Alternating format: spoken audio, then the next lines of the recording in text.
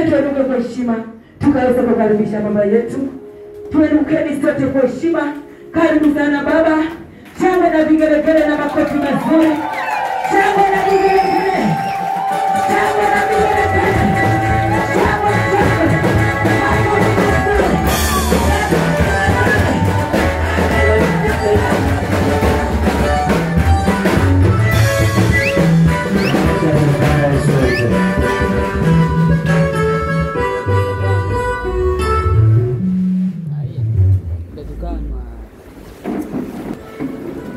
Amen.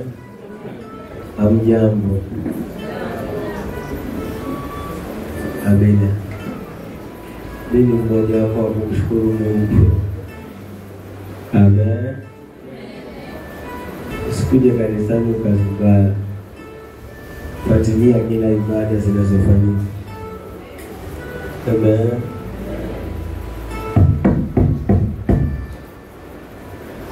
Amen.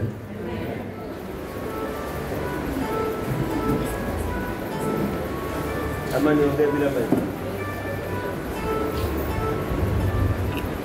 Haleluya. Wacha tuandae sadaka zetu tumtolee Bwana. Mimi nikialikwa. Ama hukuja na sadaka na unajua ni mkesha. Ama hujui maana ya sadaka ni kueleza.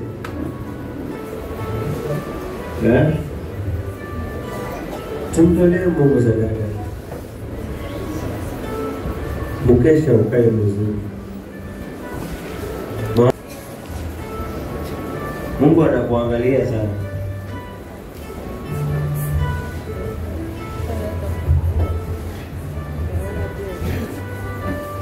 Siku moja niliwafundisha. Naweza jua kuomba kila kitu. Ukaombewa lakini mahali Mungu anakutaimu.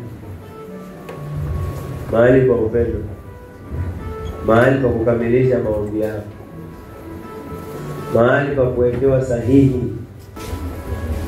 Amen. Menene tunaelewana. Andaa sadaka yako ni kuombee, umtolee Mungu sadaka. Bwana mnaniangalia. Ama niwaletee mimi bahasha. Niwaletee mimi bahasha. Wakati wanahitaji bahasha, niwaletee.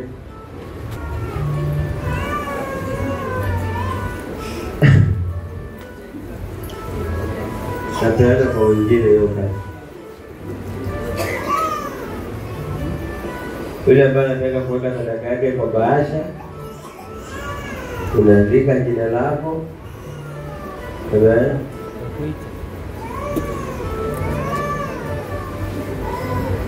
Zungumza hata kama hakutachukuliwa wewe fika. Hiyo ni huduma.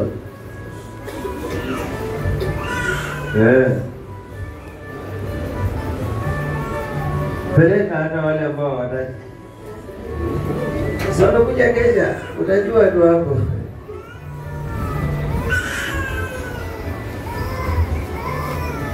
Wamezoea tangu na unaona hizo kesha ambao wamezoea za kukesha hivyo kwenda mikono mitupu. Haujabarikiwa hata siku moja. Unakesha kama popo. Haleluya. Umezoea kukesha kama popo.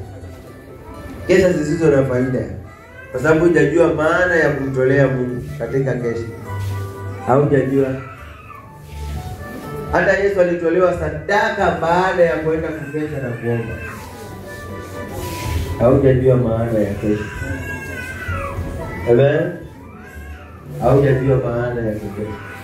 Kama hujajua maana ya kumtolea Mungu sadaka kwa usiku. Hata wachawi wenyewe waliroga. Walitoa masacrifice usiku, makuku yanatolewa usiku. Michele inatolewa usiku. Wewe hata siku moja hujawahi kumtolea Mungu sadaka. Amen. Hapo ndipo unawajua Wakristo ambao wanahitaji kukombolewa. Kama kuna joto mama mtoe pale nje, kuna askari hapo. Tumelipia askari wainuka hapo. Wanatulinda.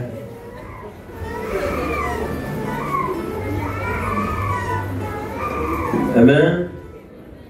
Baba Mungu nielewa na naongea nini?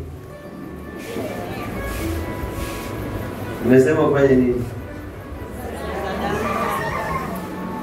Uko tayari kwenda kutoa? Uko tayari kweli? Acha mimi nishukuru basi tumtolee Mungu ndio atulie. Haya. Acha tuamini. Kuna wengine bado wanaandika majina. Wewe umekataa kuandika jina lako mbinguni. Ndio mfukoni.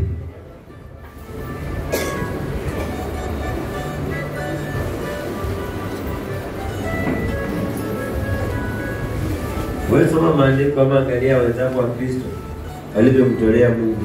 Ni jana ndio kulikuwa kuna yule dada alikuwa anashuhudia hapo. Sijui leo hawakuja kama ndio amesafiri. Alimjengea Mungu. Wewe ulikuwa jana haukuwa ukakosa ushuhuda. Umeshikilia nini? Shilingi 10.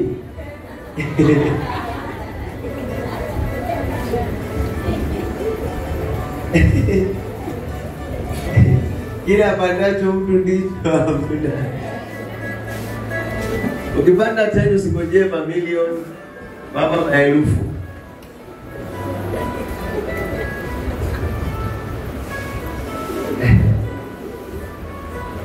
Wajua umezoea kuwa Wakristo wabaya. Yaani mpaka maombi msaidiwe. Na hii ni ombi la kujiombea.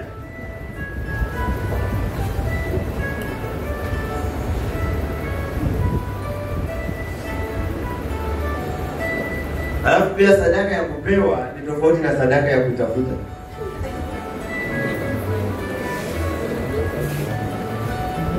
Naona ile sadaka ya kutolea jasho, hiyo ndio Mungu anahitaji. Hii ya kutoa una gharama hata ujuti. Baraka unasema kama ningekuwa ni yangu nisingetoa. Useme amen. Ona krimi umejaa. Na hujafuta bangi la kula kakamba umepata.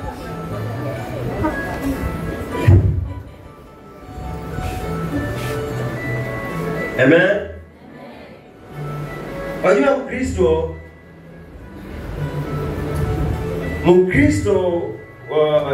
tukiangalia sana wale wa Kristo bandia ndio wamebaki kuwa washamba.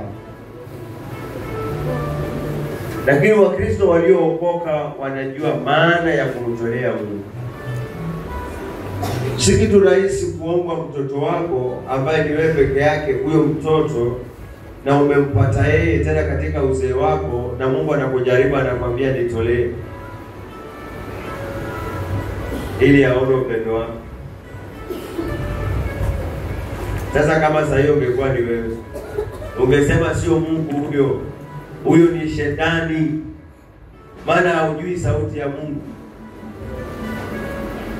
Hata hivi ninapokuongelesha hivi utasema si Mungu huyo ni Pastor John. Yeye ndo anataka sadaka ale.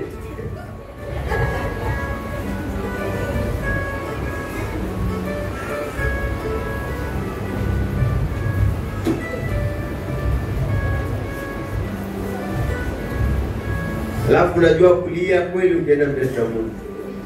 Unalia nini kama sio shamba huko? Yaani unalia lakini ukipata yako ulii unaficha. Na unaenda mbele za Mungu na machozi, Baba nipiganie, Baba ni mwizi. Baba wezi pia wanajua kuomba. Mungu anasema mnaniibia zaka na fungu langu la Mungu. Kwa hivyo waizi wapo makanisani alafu wanaambia mtu usiibe na wewe unaiba. Wanajua Mungu aliyesema usiibe, unajua alikuwa anazungumzia nani? Mkristo. Si wale watoto wako wanaokuibia, wanakuibia kwa kukupa sadaka. Biblia inasema kama hakutatokea mtu mwema na wanafanya ukorofi kwa Mungu, Mungu naye anatengeneza mtu mkorofi. Kwa maana saa zote unamkuwa mtu wa kuumizwa moyo. Ni rahisi kutoa mahali pengine, lakini kwa Mungu huwezi. Hebu nikuulize wewe, wakati ungeokoka kwa waganga umetoa pesa ngapi? Kwa ulevi, kwa wanaume, jana. Angalia, tena nyingi sana.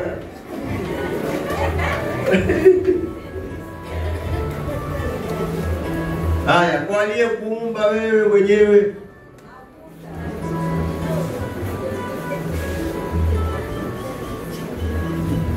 Alafu naomba ndoa kwa Mungu.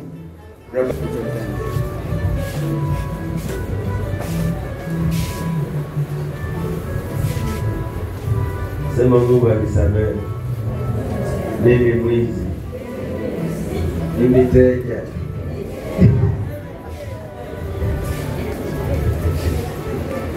Na mateja hata wamama hapa. Mateja.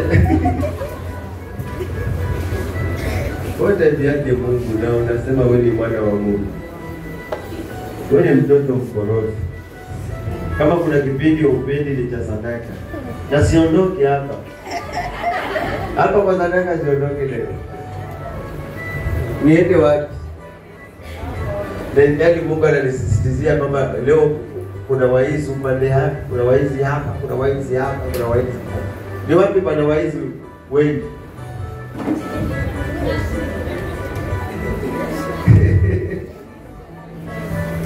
Haleluya. Usizoee kumwibia Mungu. Acha kabisa. Na si kanisani hapa tu, kila kanisa unaloenda fanya kilicho haki mbele za Mungu. Biblia inatuambia usiwache kutoa zaka na fungu lako la kumi. Ili tusisitiza, na Biblia ni kinywa cha Mungu na kilisisitiza.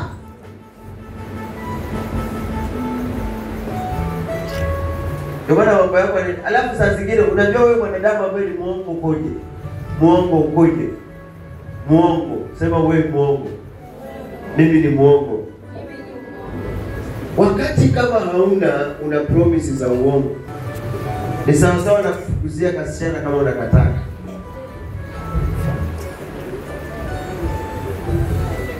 Utakadanganya wewe si utapata, unasema kwani mimi nilikuwa nakupenda.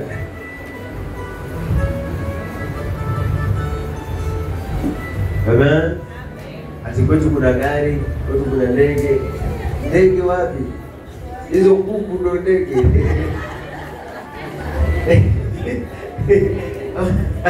Ama tajui ndege wewe unasema kwao kuna ndege. Anaona kuku zinapeperuka juu. Haleluya.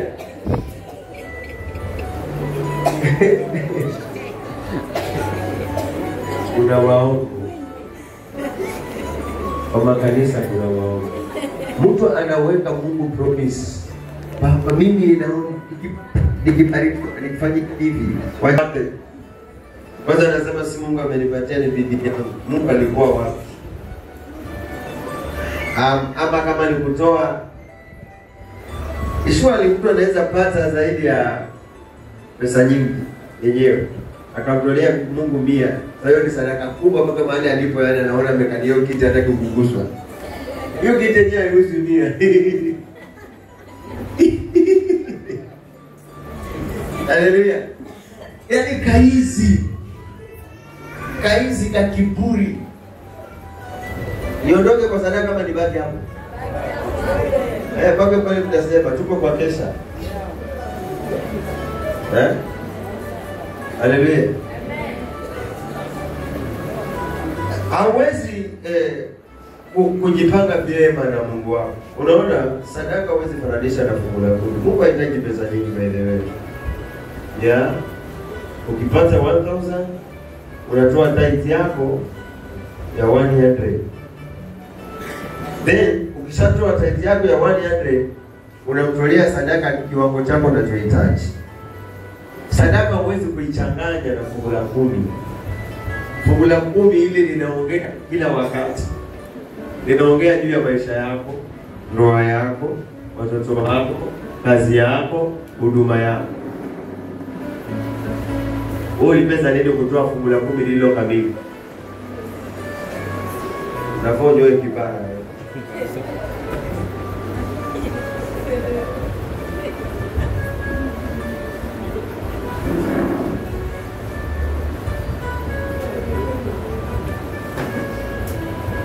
Amen. Amen.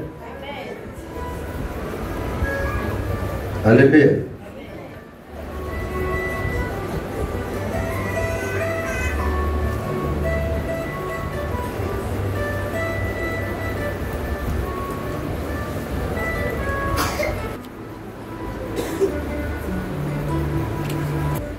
Iko katika kitabu cha Mwanzo. Tunaenda tunaruka na ujue maandiko yanaongea mambo ya fungu la 10. Mwanzo 14 verse 20. Tunaenda kwa haraka maana ninagusa hapa, nikiacha nagusa hapa. Amen. Unasoma huo mstari mmoja. Kitabu cha Mwanzo 14 mstari wa 20 nasema, ahimidiwe Mungu aliye juu sana, aliyewatia adui zako mikononi mwako. Abrahamu akampa fungu la 10 la vitu vyote. Akampatia Mungu fungu la 10 la vitu vyote. Ukawa na mfalme mwingine mkumbavu anamwambia nipatie hao watu. Anyway, sawa. Tukuje Kumbukumbu la Torati. Abraham akatoa hata Mungu hajambadilisha jina. Alikuwa anamuita Abraham, alikuwa hajaitwa Ibrahim. Amen. Amen. Haleluya. Kumbukumbu la Torati 14:22. Amen. Kumbukumbu la Torati 14:22 inasema, usiache kutoa zaka ya fungu la 10. Umesikia? Umeambiwa waacha mambo endelee. Wewe ni pesa lini? Wewe Mkristo kweli?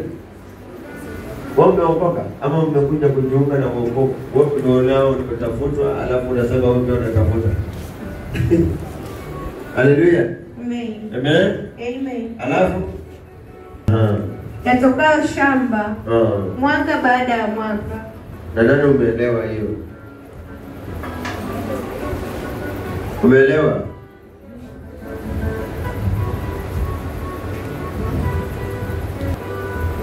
Hapa nikiwasomea yako mingi, iko katika kitabu cha Samueli wa kwanza 8:17. Iko iliendelea mpaka kitabu cha Ezekieli. Iliendelea mpaka kitabu cha Ezekieli tena. Iliendelea mpaka kitabu cha Luka. Sasa nikianza kusomea kama una roho ya uwizi au utasikia. Hiyo moja tumeambiwa ya kwamba usiwache. Unajua Mungu saa zingine anaweza kujaribu wakati unapitia kipindi kigumu. Kuna watu wakibarikiwa waone makanisani. Anatukana kanisa. Baada sasa nitakuja kanisa lingine. Kwa sababu kule hawakujui utaiba. Ukishabilisikika alafu unarudi tena. Unarudi Yerusalemu.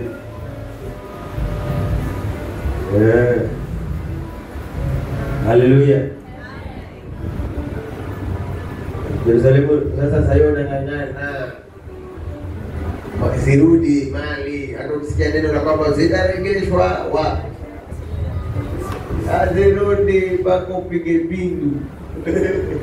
Pako kubali Mungu nisamehe kabisa hata uichukue roho yangu. Mungu aone kabisa uko tayari kufa.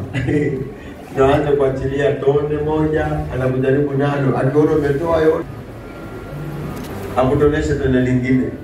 Tunasema huyu sasa ametubu, wacha sasa kumbariki.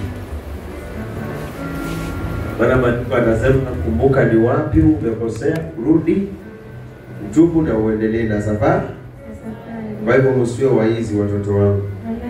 Yenda makanisani, siku ya mkesha, siku ya Sunday, wakati wote kama Mungu amekubariki, ukiwa na roho ya kwenda kumtolea Mungu, usiulizwe na mtu mwingine, wala usiangalie mwingine.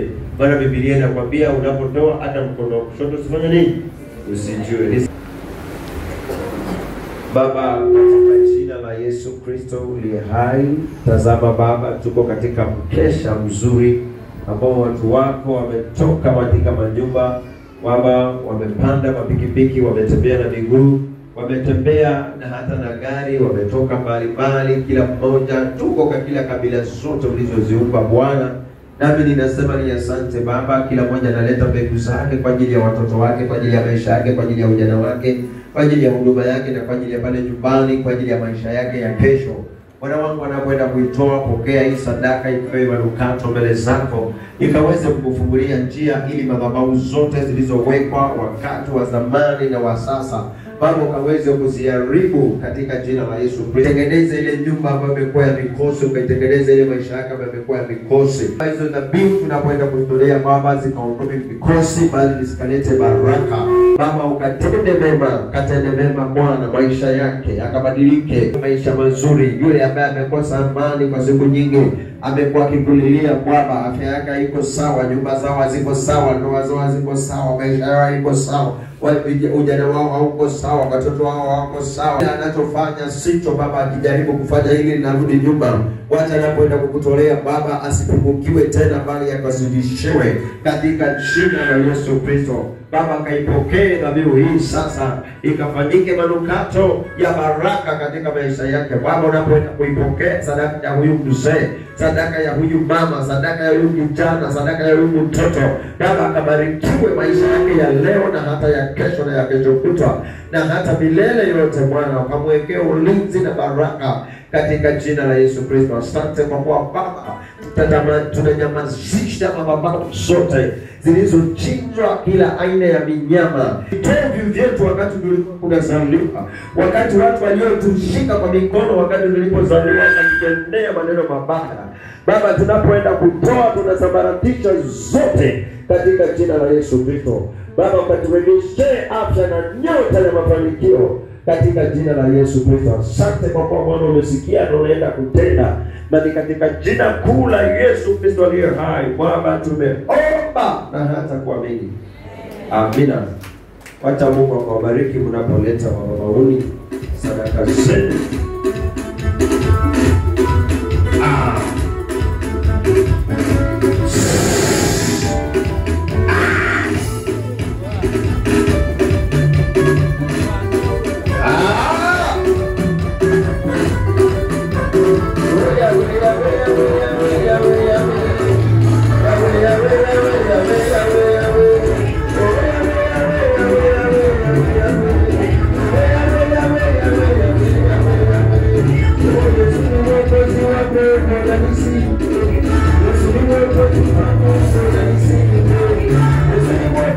Thank you.